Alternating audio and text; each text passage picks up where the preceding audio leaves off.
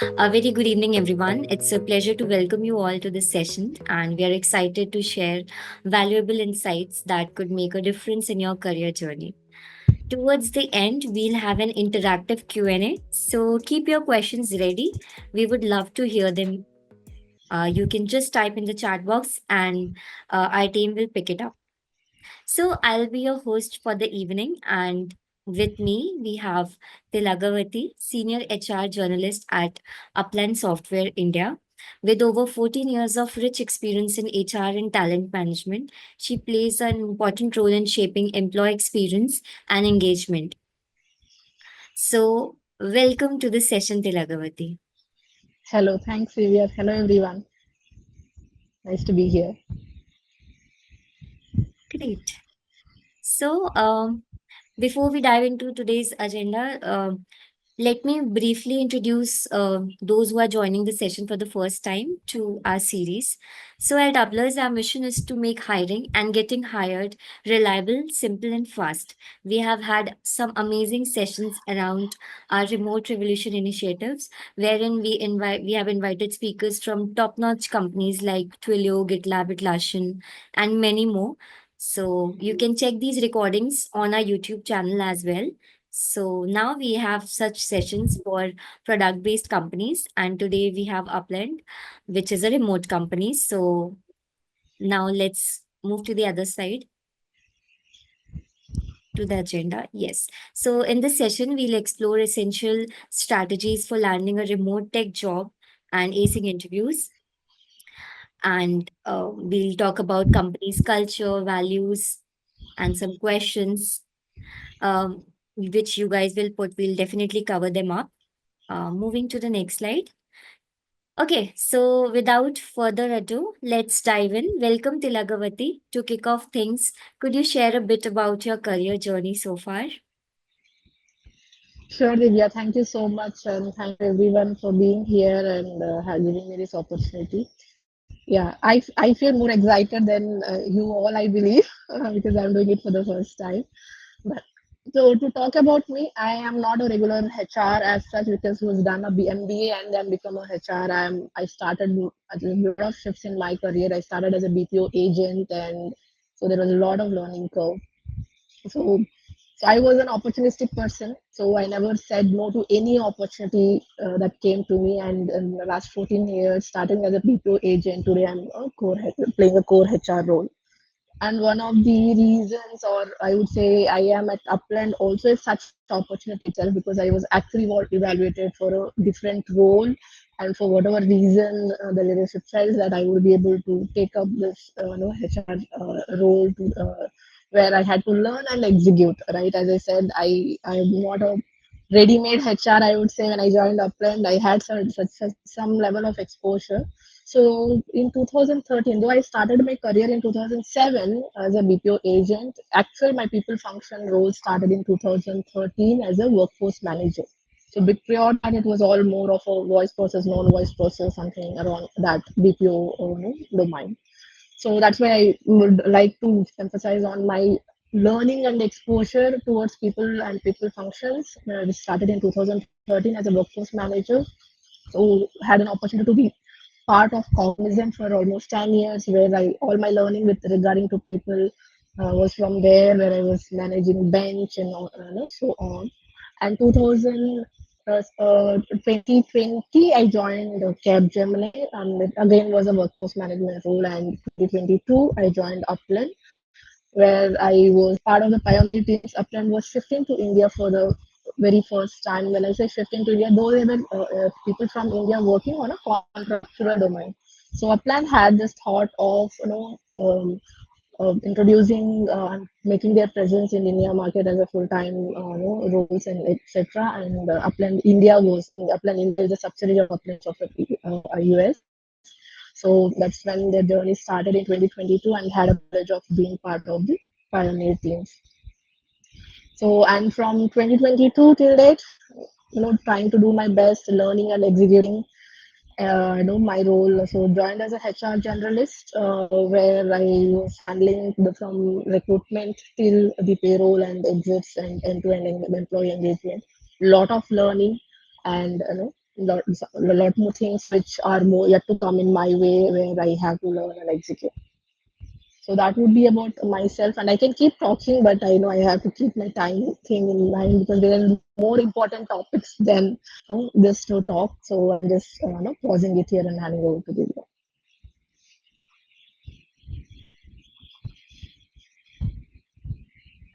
Great. Thank you. Thank you so much for sharing your introduction with us.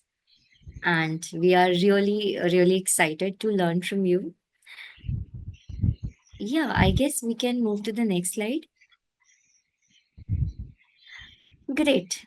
So, because you have your experience in HR and talent management, especially in global product company like Upland Software, we would love to hear your insights on remote work. Could you share some practical tips for candidates who are looking to master remote jobs, from building the right mindset and communication skills to standing out in a remote hiring process and thriving once they are onboarded? Sure, sure. I'll be happy to do that because that has been my first project when I joined Upland. Because till that time, though remote work was there in Indian market, however, but that was due to a pandemic. So COVID has taught us a lot of things, including remote work. Because before that, remote work was a strict no-no for any of the organizations for that instance. And with COVID kind of ending its pandemic situation, and a lot of organizations were going back to the old model or hybrid model.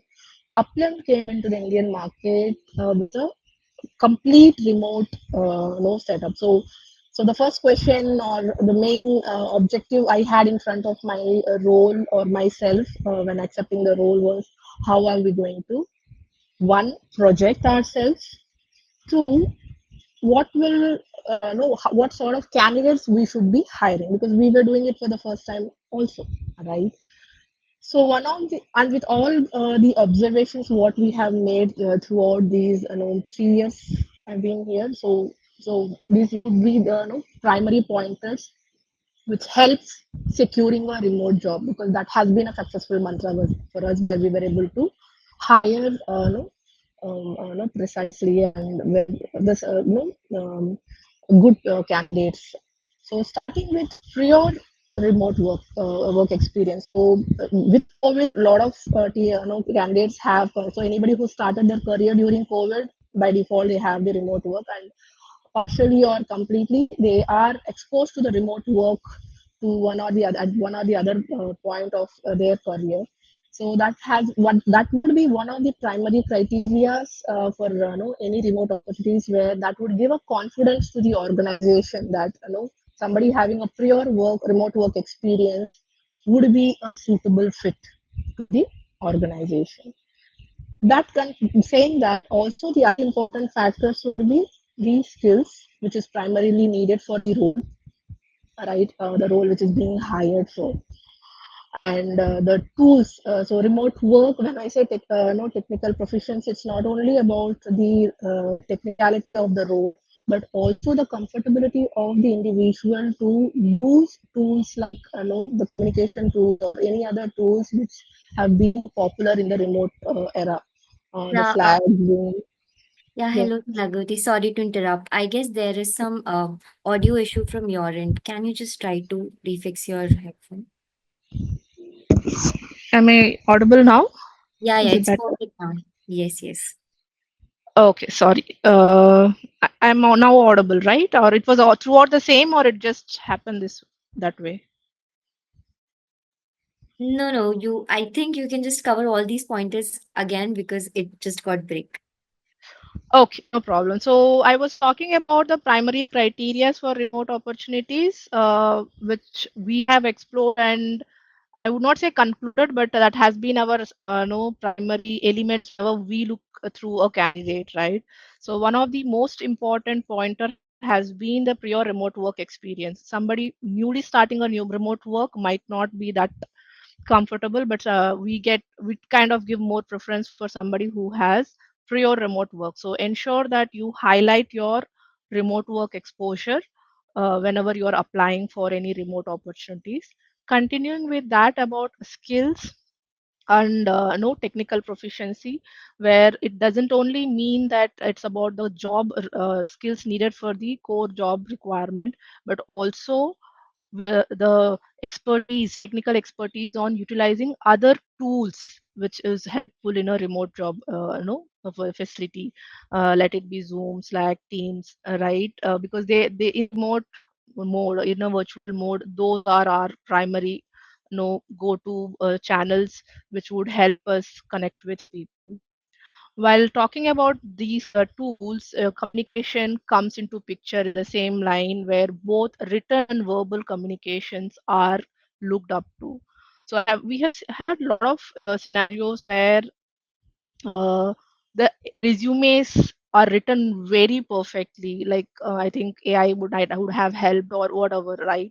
The resumes were very perfect, but when it comes to interviews, or when no, for whatever reason they are onboarded, their no communication skills in general also had been a problematic, and in a remote environment, that no becomes a hurdle, right? So communication skills, both written and verbal, is very important. How effectively one can communicate in a virtual meeting, all of these would be one of the important criterias. And moving further would be time management, where time management can be spoken, and time management has been a topic which has been spoken around in from ages, when it comes to work and everything. But in a remote environment, it has more importance. We will be also talking more in detail when it comes to remote work, how the definition would change. But here I would kind of highlight time management with a note of how an individual is planning his or her work, right? That would be very important for somebody who's looking for remote opportunity. You should have a proper plan or proper agenda of how your day is going to look like. So that would be one of the primary criterias when somebody hires or looks for a candidate for remote opportunity. And not to say less, the motivation and discipline, because without that, time management would not come, right? You have to have the ability to stay motivated without any direct supervision, right? So normally a lot of people think remote work is kind of luxury, that because before COVID, I think everybody had this, like anybody who says I am working remote, they mean they don't actually have to work. That has been the thought, at least I have heard it from few of my friends and other colleagues. But that's not true. Remote work has its own necessities and importance, and it is more critical that you follow all the guidelines compared to a work in office environment, right? It is additional responsibility, I would say. So discipline of managing your work time, keeping yourself motivated without anybody looking up to you, because in an office environment you have somebody or other else to kind of warn you if you're going out of track and everything. But having in a remote work, it's all you are your own boss at the same, so that gives you more responsibility. You can't just chill around, right? And having a problem solving skills, right, is very important. It can't be just a question and answer thing. You may have to think from a 360 angle of any problem. It can be a technical role, non-technical role, that doesn't matter.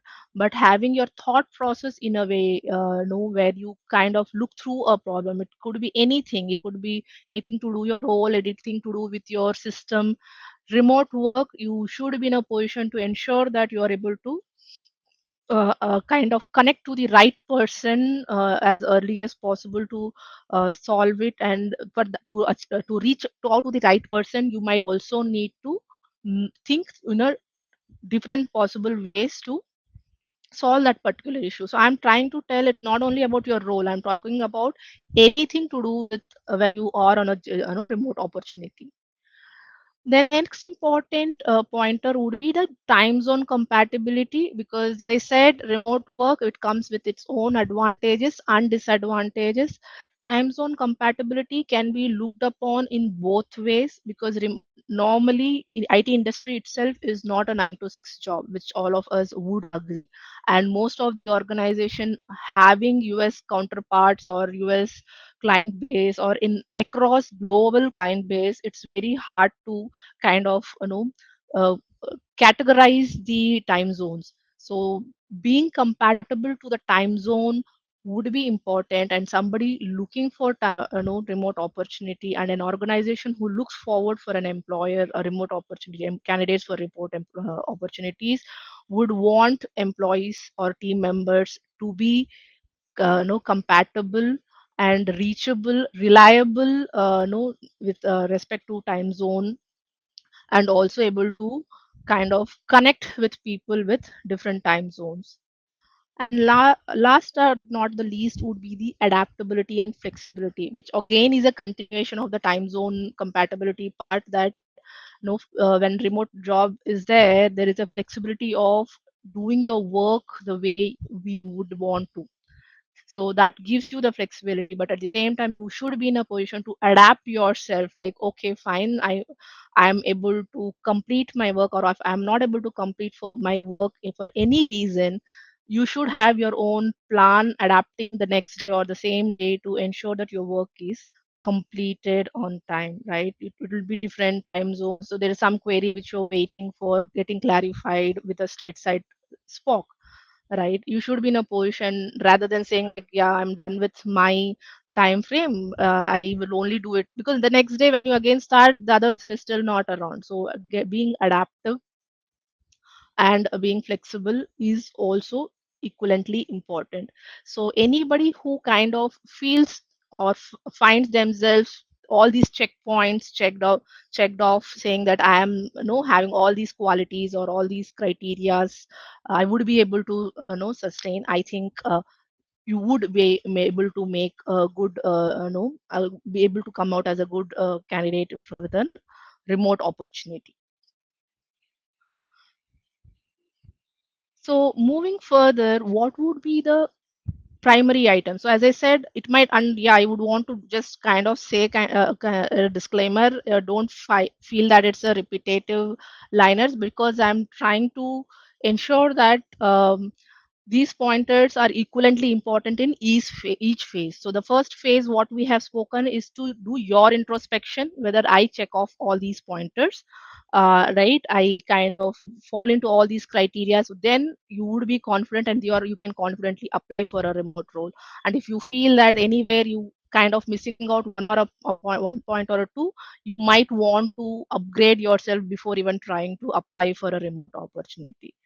So, what would be the key elements for a remote role to be, in a resume for a remote role to be enhanced? Right. So, starting with would be the key skills, work experience. So, key skills, when I say it is with respect to the role, no overview, know what your background is and how relevant to the role it is, and highlighting that specifications, and also trying to highlight how long you have been in remote work, like in during your tenure, how long you had worked remotely. That's the second point what we are talking about, and being the first point in our earlier conversation, having highlighted your remote work experience with respect to your technical role, what you have been highlighting, you have been applying for, would be equivalently important. Like in a remote capacity, same role, how long you have been working, right? That would give you a standout recognition in the resume filtration, saying that okay, the same pattern, because being technical, like a lot of people are technical roles, they switch technology for multiple reasons, learning and the necessity, whatever it is. But so the relevancy of remote experience versus the core technical score versus the overall experience would always help you stand out when it comes to resume filtration.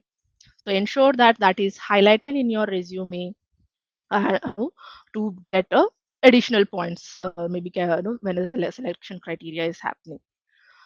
Highlighting the remote skills in a remote experience, excuse me, on how were you able to manage in a remote work better, right? Highlighting about your time management skills, self motivation or communication skills, right? They are very important, and how well you were able to collaborate. So all these are soft skills, but you should ensure that you figure out a way to highlight, not in a way where it can be added as a technical skill, but in a way where the resume flow talks about your expertise in these areas without being specified, right? It should be just in the flow, and still talk about your exposure around, how well you were collaborating, how well you were able to manage time, right? That would help, filter the resumes, or at least when we do, we kind of look at certain parameters which would help. Though if not on the resume, we ask the candidate, but having that on the resume might help, right? Having know how long, and where you able, like our questions would be around where you able to, how would you collaborate with your team in a virtual environment, because that used to be our primary questions when we started sourcing for Upland, right? That's why tailoring your resume is very, very important. Believe me, I was a person when I never believed in modifying resumes based on requirements, but I have understood in due course of time, and that's why I'm able to tell this statement here now, that tailoring your resume based on the requirement would definitely help you, narrow down to your opportunities. You may want to highlight these keywords which are very important, which would kind of call out your resume, or have your resume stand out from a lot of 500 applications or 1000 applications, right? Because yeah, that takes me to the next point, which is the ATS system. So optimizing the tailoring your resume would help optimizing your application in the application tracking system, because if even I have to support with an example, we kind of, in one role, we kind of land up around 500 to 1000 applications, right? So to filter some profiles from those many applications, it's really a difficult task, right? However, a resume which calls out, or somebody responds back saying that these are my primary exposure on a remote, and because we do have a template which we follow well, we want to respond to these applicants. So having your resume tailored with keywords related to your remote work experience, your no skills around working in a remote environment, and how well you would be able to know um, adapt to a remote organization, or so on.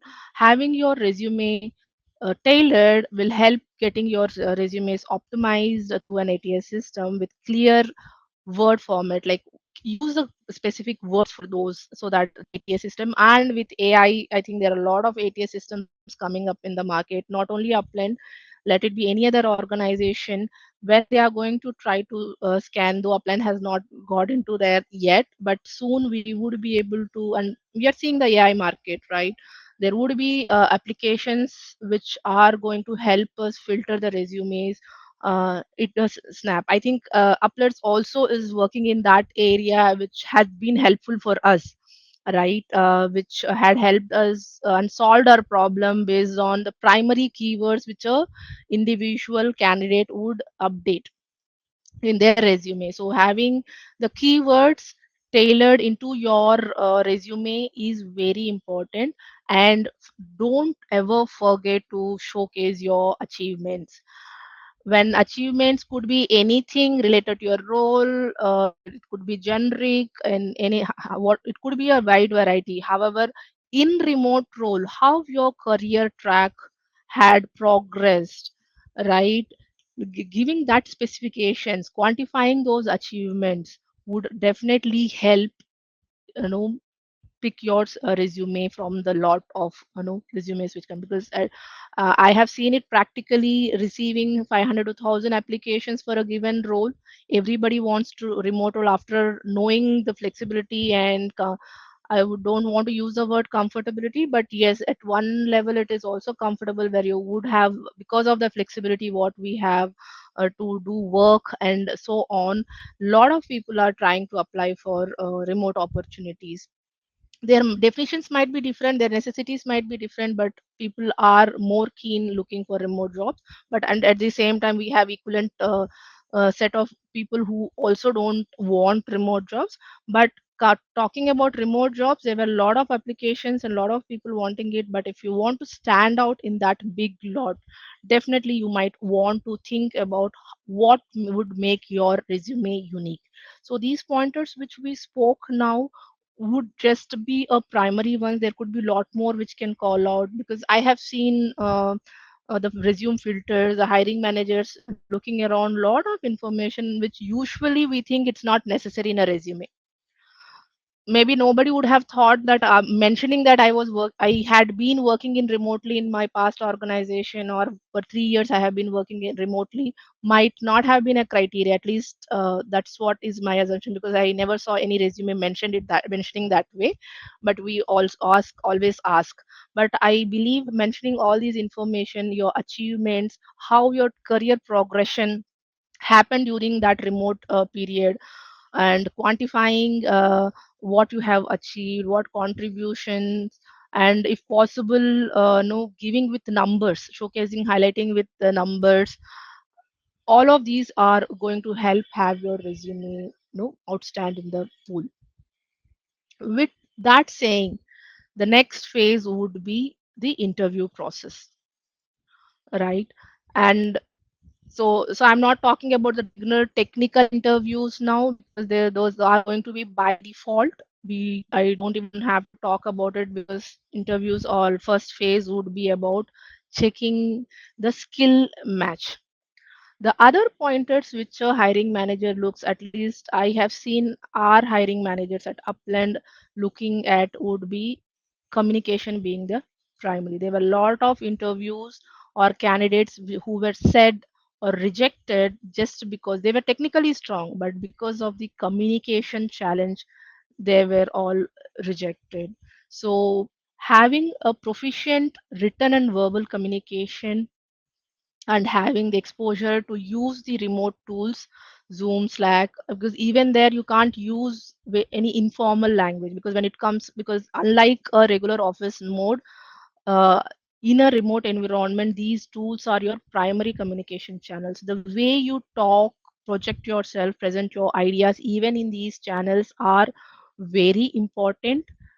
So having focused on how you communicate through those tools, how you overcome the communication challenges in a remote environment, maintaining the connections with the remote environment, and how concisely you kind of, present your thoughts, how actively you have been listening to others. So all of these would be part of this small word communication, but it means a lot to the hiring manager, because in a remote opportunity, this all matters.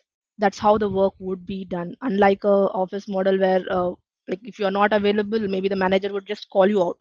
But when it comes to remote, it has to happen all through these channels. So communication is very, very key. Though it might be a common element between any opportunity, but for remote it becomes more specific and more detailed, I would say. And one point I would also want to highlight in this particular part of communication is, because whenever we are in remote roles, always ensure that we go on video, because that has been one culture which we try to encourage. Because we would never, because having looking at a person and talking, though you might have your profile picture on updated, but still looking at a person talking makes more impact rather than talking to a picture or just a blank screen. No, that shows the interest level. It gives an impression. So we, at least at Upland, have ensured both the panelists and the employer candidates, and no, whoever joins have to have their videos on even during the interview. That culture continues even once they become part of Upland. It might sound little compulsion, but I think that helped us gain the confidence what the candidates have even today. Moving further is the time management and accountability. So there will be questions hiring manager would assess on how your work day would look like, right? How you manage your time, how do you stay focused while working remotely, because there were a lot of memes when people were working in remote, right? Since we are at home, our parents or our siblings or somebody or else would be just giving us other work, right? But still we shouldn't be getting distracted and ensuring that we do our work on time and kind of have that preferences, boundaries, which we are going to talk more about it. But having our no, it treating remote role as equivalent as an office role is very important, right? So how well we manage, how disciplined we are, and how organized we are to meet the deadlines, all of that matters. So self discipline, prioritization of work, that is very important, and it has to be consistent, right? It can't be like one day you will be all active and the other day you're kind of messed up. And being responsible for your work, because that is very much important. So one of the important things which have always given us a success ratio has been the accountability. You have to be responsible for your work. There is nobody who's going to come and drive you or say like, yeah, definitely there will be help learning, but you have to take that accountability to ensure that you ask for help if you are not clear on what is being told or what is to be done. But once it's told, it's your responsibility to complete. So it accountability never ends, right? Let it be a technical role or non-technical role, it is a continuation process, which also means collaborating with people from across time zones. And as I said, IT industry is spread across global, and your counterparts, and it doesn't even have to be remote or in office or a hybrid opportunity. In any of these scenarios, cross uh, cross time zone collaboration is a very important factor of success, where people have to work with other teams, and the hiring managers are going to assess you on how do you kind of handle your schedules with this cross time zones. What if there is a dependency on team members who are in different time zones? How exactly you meet those challenges? How flexible and you are, and how well you understand the time zone differences, and ensure that not to bother or be empathetic asking the questions, because I know everything is important, but being empathetic, disturb not to disturb during their off work hours is very important. So it both the way you are flexible, the way you are empathetic to this time zone differences matters a lot and works very well with the collaboration part of it, right? The other person gains the confidence, then they would be in a position where they can help you in different time frame and whatnot, right? That also takes me to the next point, the tech savviness, right? Which is more about, I'm not talking about the roles, technical skills, but how well versed you are with the communication channels, which we spoke in the last two slides, right? There are a lot of channels or a lot of model which we have today. Let it be Zoom, Slack, Teams, which are very very important, and how well versed, because there are people who have not used Teams, I have heard. Because any like most of the big organizations, they have the team has been regular. There are organizations who use only Slack, like, and they are limited in the communication. The exposure to the communication channels are limited. However, how well you can adapt to the new communication channels which are available in your remote organization is very much important. So they would definitely want to understand about your collaboration exposure, like how well you collaborate and so on.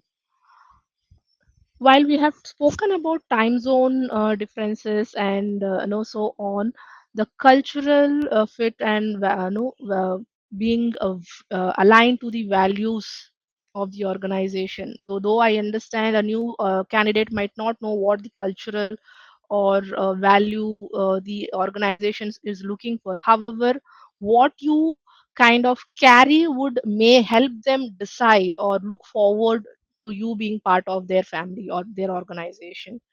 And it could be anything, on how you have worked in another organization, communication styles, work ethics, social norms.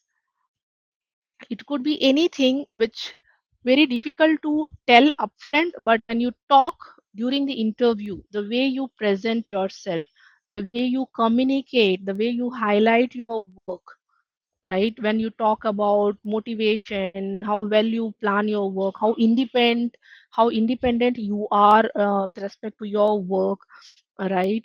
How well you kind of work with this asynchronized method, because it's unlike an office model, remote works are more disconnected, right? You hardly see somebody.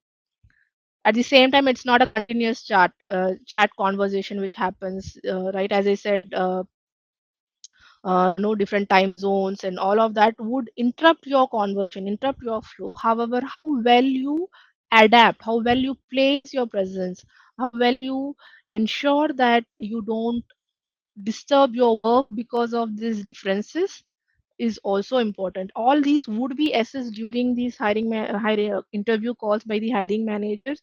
We might even feel at times, even I had that question, how will we know all of these? I kind of understood only once I started taking my HR discussions back in 2022. No, like even I always believe like 1 hour, what will we be able to assess somebody, or 45 minutes, how will we be able to assess somebody? But me, I have learned it myself that no, in that 1 hour or 45 minutes, we would be able to know the person, at least not 100%, at least 50% to 90%. We would be confident whether this person is going to survive, or no, they are able to make it. But yeah, definitely there are little bad hurdles as well. We are not 100% correct always, but most of the times it has worked. And I always feel confident. I now though I'm very confident that somebody gives a bad vibe during the interview with respect to any of these topics, I am very sure that we don't want to end up in situations that there is a performance issue, or there is some other issue, disciplinary issue. So being proactive, all of these would be assessed through the thing through the hiring managers, right? So we want to switch to the next topic, Divya. Yes. So thank you so much for sharing your tips and tricks. So, as we are running out of time, so would want to cover other slides as well. So landing a remote job is just the beginning, and thriving in it is a whole new journey. So, from your expertise, what advice would you give to the professionals on achieving success after receiving a remote job opportunity? Yeah, definitely. So I think most of these points I was covering through when I was talking about the earlier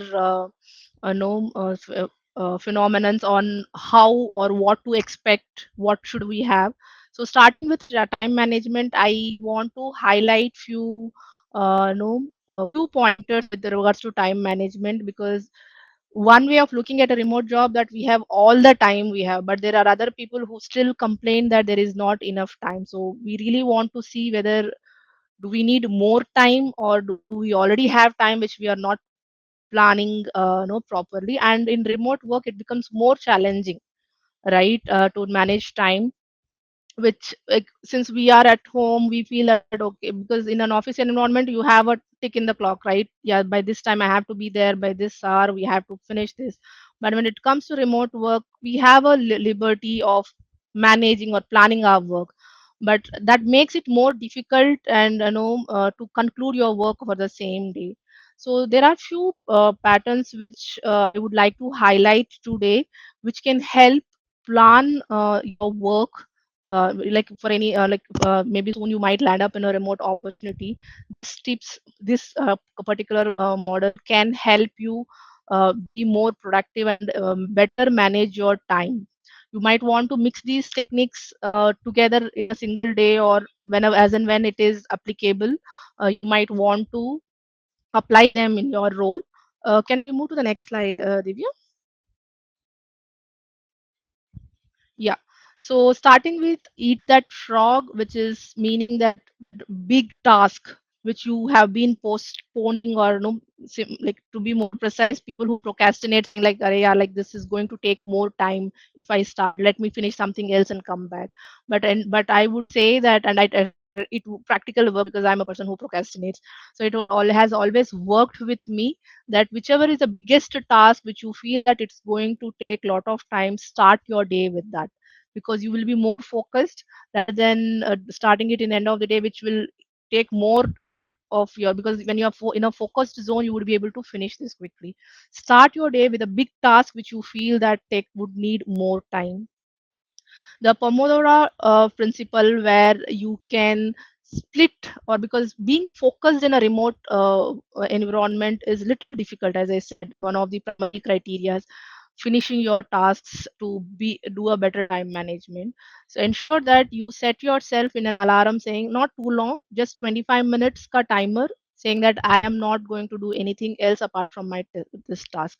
In this 25 minutes, you give, instead of distractions, give yourself 5 minutes break in no after each section. So you split 25 minutes a task, then 5 minutes break, then repeat. So depending on how complex your task is, ensure that you do this, and once you finish the task, take a long break, right? So this will and avoid your distractions, minimize, because you yourself have given time slot to get distracted, so you don't have to, or you shouldn't be getting no way off away, go move away from your primary task involuntarily.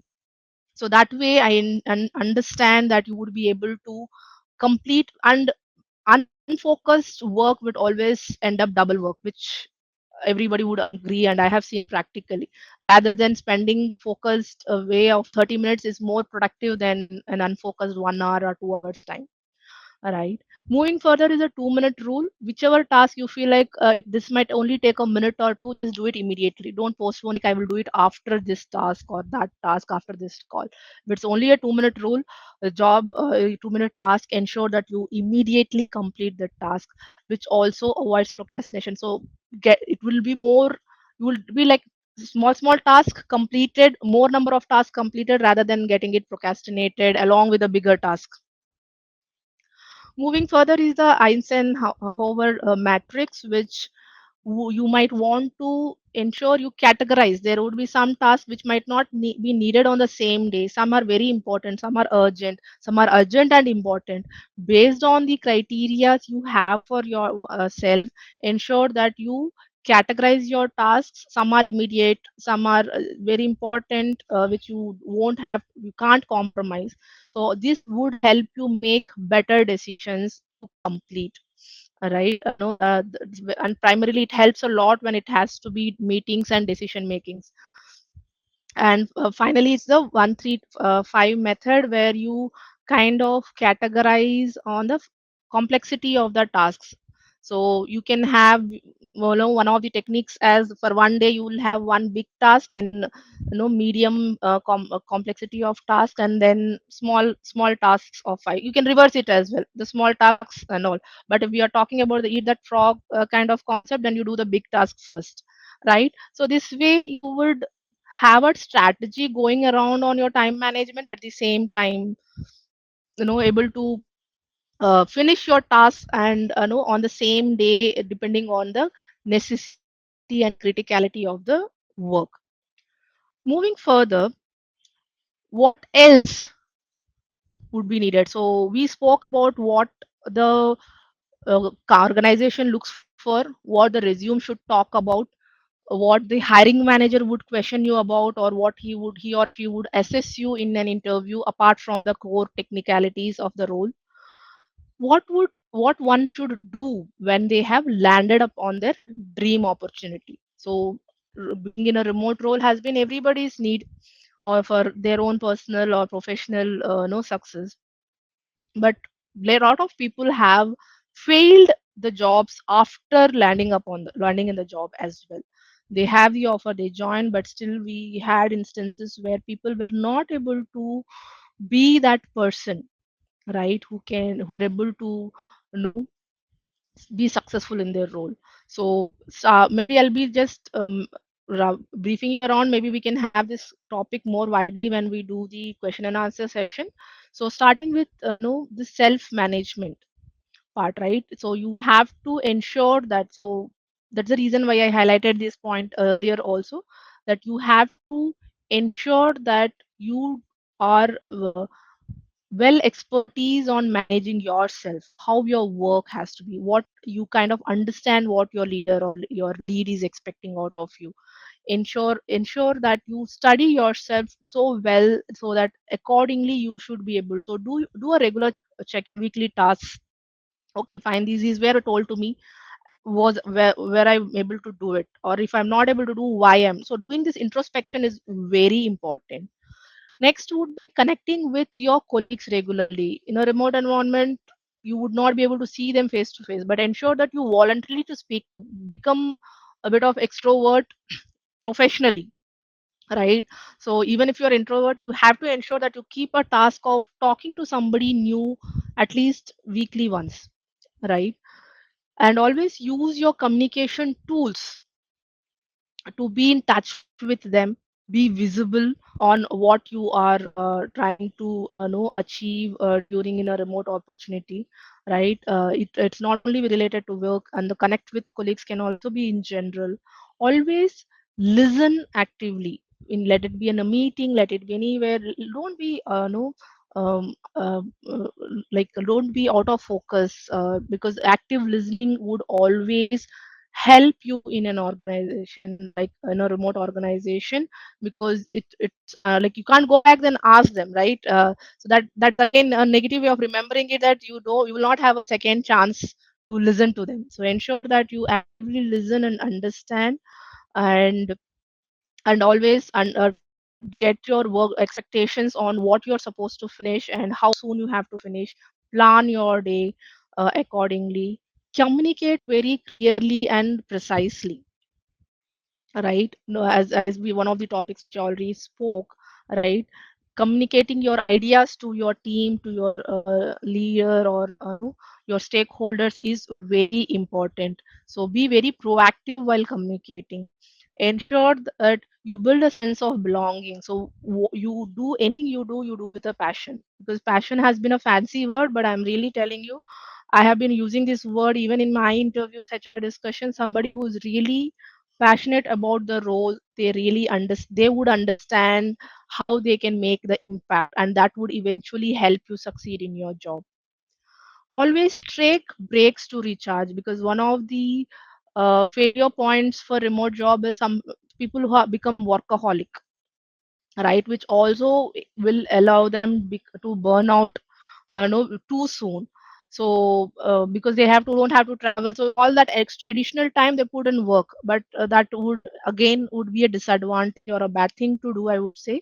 So always take breaks, recharge yourself, come back, take your lunch breaks, don't have your food on your work table, walk, go for water breaks, no, and so on. Always set your boundaries of your work, have your work now routine, and have a dedicated space for work and your personal life. Don't mix both, not the timings or the space.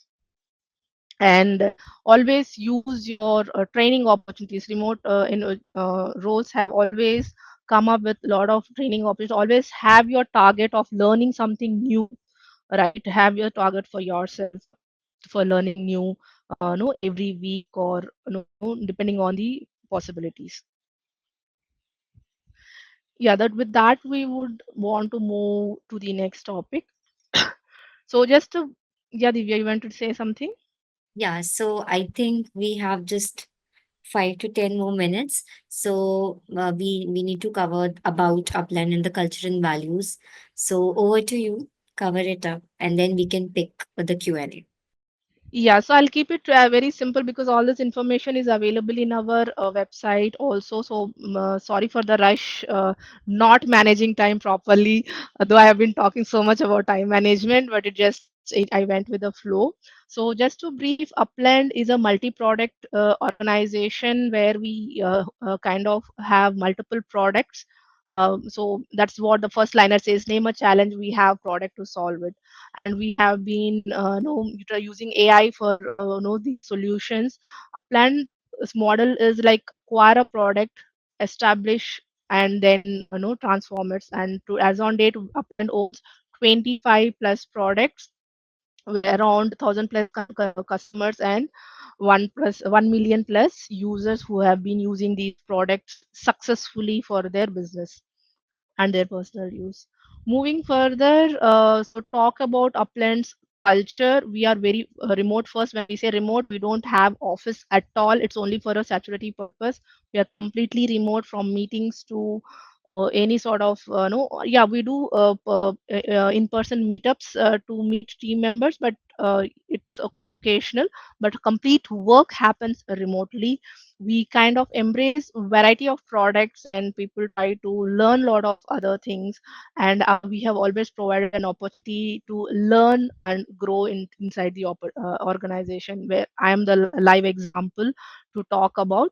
And further about the innovative part of it, Upland has no explored is exploring their expertise with the products on the AI and a lot of other areas, where each product team is given an opportunity to come out with new ideas, which I have seen practically happening. We have innovation weeks, people talk in tech talks, and so many more, where people share their ideas and come out with different ideologies. Not that every idea is being materialized, but there is a forum which you can actually speak to. You would be visible.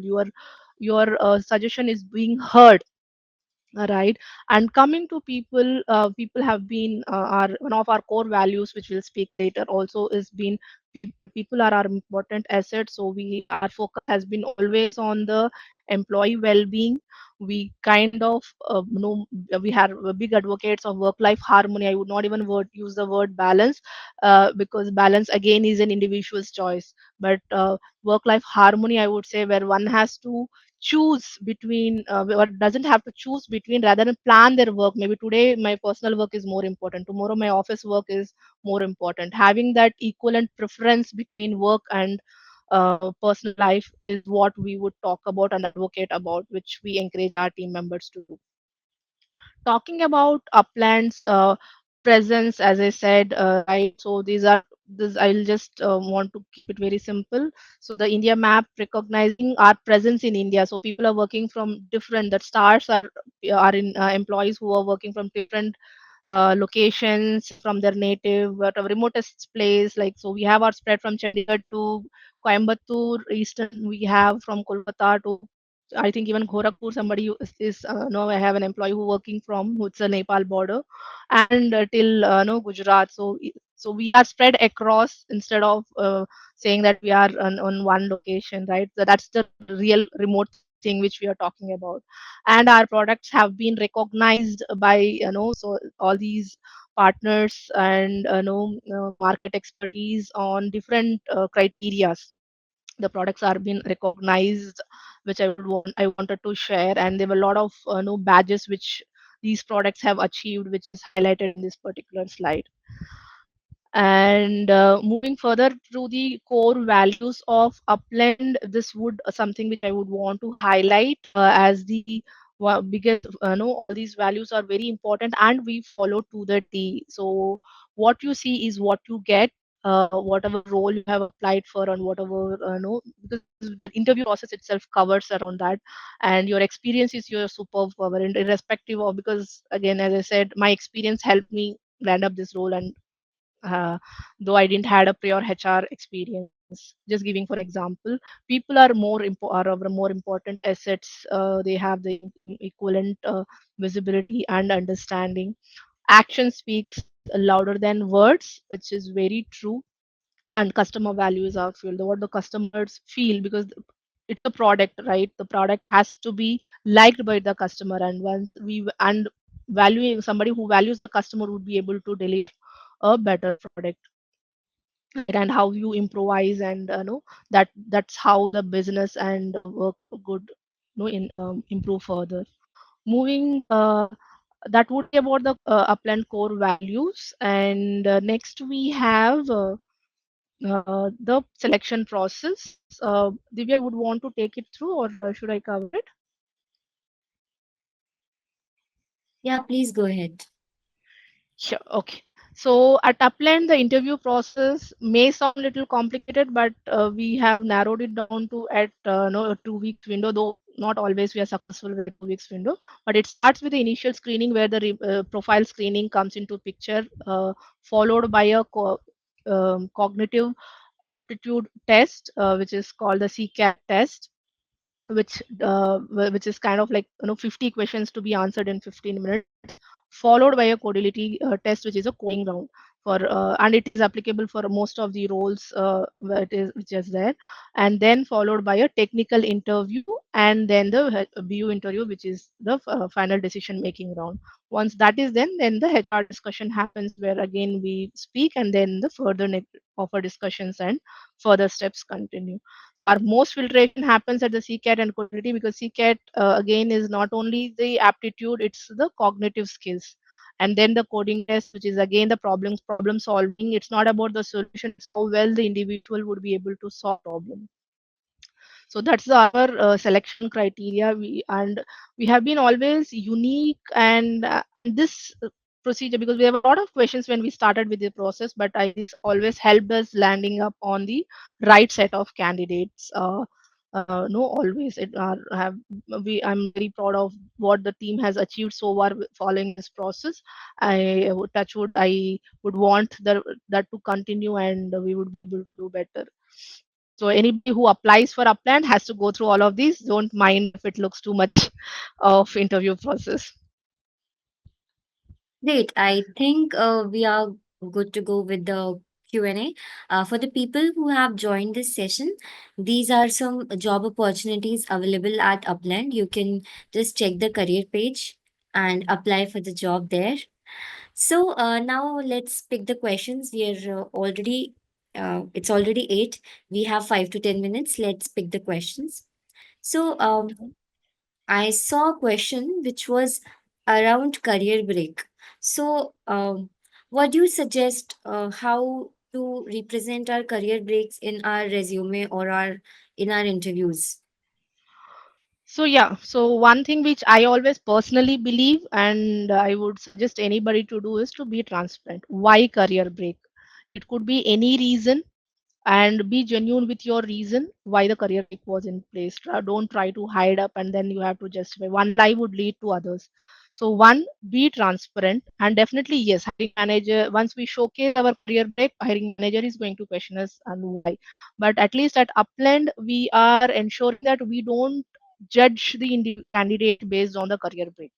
We have always encouraged people on break, specifically no female, it's on maternity breaks, right, for family reasons, and also male candidates who had their personal reasons, so we were able to encourage.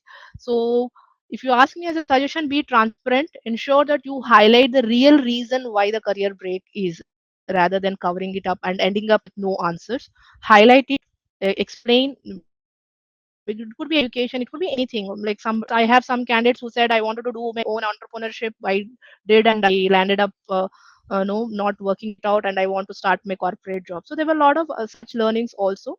So for career breaks, that would be my advice. Be transparent, highlight, if not in the resume, at least during the conversation before they ask, highlight, tell them why the break was, and what did you do during that break to be updated, and how it didn't impact your technicality, your work experience. Because just because it shouldn't sound like, because I'm bored with career break, I want to come back. I was bored, I took a break, now I'm bored with being on a break and coming back. So it shouldn't sound that way. It shouldn't be that. That would not be a right answer. But yes, being transparent would always help. Great. So we have few questions like some common pointers which people face while looking for a job. So I'll pick with the first one. ATS filters out qualified candidates who don't perfectly match specific keywords, even if they have the right skills. So, what is your take on this?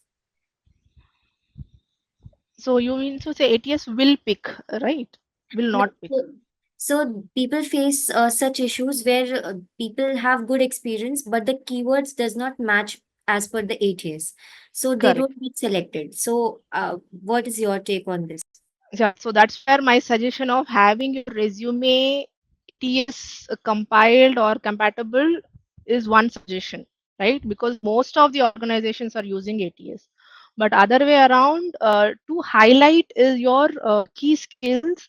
But yeah, that would only happen when the candidate. So we as a team, what we do wherever we feel that no, because again, it's not possible for all the resumes, but at times, no, a response from the individual saying that I'm interested has always no prone us, though the ATS has not given us a recommendation, we used to go back, check the candidate and the relevant experience and landed upon a right candidate. So maybe I can say that for whatever reason you feel that you are a right fit for the role, ensure that you follow up at least once or twice for the role. It's not that all the applications would be responded by the recruiters, but your interest in the role might help you getting a response, which worked for us because there were certain candidates who were following. Some people just apply it and they leave it. But there are some candidates who follow up saying that these are my criterias. Would you be able to look into it? And trying to approach us might not for 100% no able to respond to them, but there were scenarios where we were able to respond and we landed up on our candidate. That helps. So maybe ATS we can't change. Yes, definitely the keywords are important. For whatever reason that doesn't help, your involvement would help no land on the opportunity. Thanks for answering. So, people often face some issues like ghosting, delayed responses from the HR, generic feedback is not given, and Hmm. some salary ranges are often omitted from job listings. Hmm. So, what is your take on this? Maybe I'll take from last to first. Salary thing. Yes, it is completely confidential and individual to the organization. If somebody is actually deciding based on the salary, I would say at least no, upland doesn't look that as a primary criteria because we promote our opportunities from a holistic perspective. Somebody should join an organization for the role, for the learning. Salary, yes, definitely is an important point. That shouldn't be the decision making point whether it the person should apply or not, right? But I understand certain reasons would decide because definitely somebody can't go for very less salary and all, which I understand, but that shouldn't be one of the criteria of filtration. So including us, we don't openly talk about our salary budgets for any individual role because it only will complicate things as far as I have seen, right? And coming back to your other question about ghosting part, right? Yeah, one, yes, please excuse the TAs. They have too many things. Though no, I'm though not that I'm taking sides, but I have too many things. But as a culture, yes, definitely I understand because I have been there in that shoes where no, you don't get any response at all. So as a general guideline I can say if you don't receive any response from an organized because there are at times organization after 3 months also they have responded. I no surprise in that, but that's an evergreen ongoing problem. I don't think we will have a solution right away. As I said, 500 applications, do you practically think 500 applications will receive a response? So I'm just giving a practical reason, I'm not trying to bypass this, but yes, if you don't see any response from any organization more than 2 weeks or 3 weeks, you continue doing your other checking for other roles rather than cribbing about the role people who have not responded. Though as an organization we try to build a culture where I say even if it's a no or yes a delay, we are trying to, because this has happened to me and many of our other members, so we ensure that we give away the response. So that's my take on it. Like I ensure that my team responds even if it's a no, but I can't comment on the other organizations who are not able to do it, right? For whatever reason, even at one phase we were also not able to do it, but we made it mandatory that we send out a response note, and even there we might not be 100% successful because of a lot of other reasons, but we are trying to be do our best to ensure that we respond, give some sort of response. Feedbacks again, at times even the BU, the final round, they themselves are not giving us a detailed feedbacks. Practically, we have faced it, though we chase and everything. So that, but giving a feedback, as again I said, it's an organization stake. We try to do it from our end, not that every organization would want to do or would be able to do. Okay. Thanks for answering that. We have another question.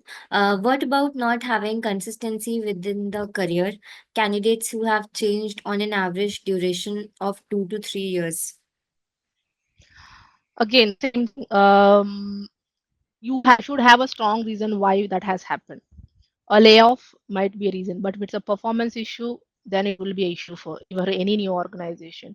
Or it was like, no, simply taking a break without a reason and then again coming back and then taking a break, again not a genuine answer. Like not a reliable answer or a reliable candidate. Yes, definitely that is a problem, but there is a genuine reason, be transparent about it, that would always help. But yes, because hiring managers are very specific on no having these breaks. So either be smart enough not to have so many breaks. If you have breaks, ensure you have a genuine reason. If somebody has just played around, uh, trying to take breaks, thinking of something else, then yeah, like no hiring manager will be confident about yourself. So either it would be like, you have to build that confidence by either being consistently following up for any opportunity which worked out and so on. But this would be one of the biggest challenge if you have regular no deviations in your career and without a strong no reason for that break. Okay, so let's pick the last question for today, or not question, just a suggestion. Any advice or suggestion you would like to give for the freshers or for the people in non-technical backgrounds because of this changing trends in the market? See, freshers, I think, be open for opportunity, don't be restrictive. Like, I had examples that people wanted to work only in open cutting edge technologies and so on. In my times, I didn't even know what a cutting edge is. I was BSc computer science and joined a BPO. All I wanted is a job. So I'm not saying it's right. If I had continued being a computer science graduate, if I had waited for a developer role or something technical, might be different. But I'm saying, being a fresher, ensure that what is your priority. Check for your priority. Ensure you work towards that goal. My priority was landing up in a job, which I did, and now I'm here 13, 15 years. Maybe if I had said no, I might not have got a job, and I don't know what would have happened. Right? As a fresher, ensure that you have the flexibility, adaptability, and openness to grab any opportunity. Right, that would what I would say a fresher should do. And these days, the generation is much more mature than what we were long back.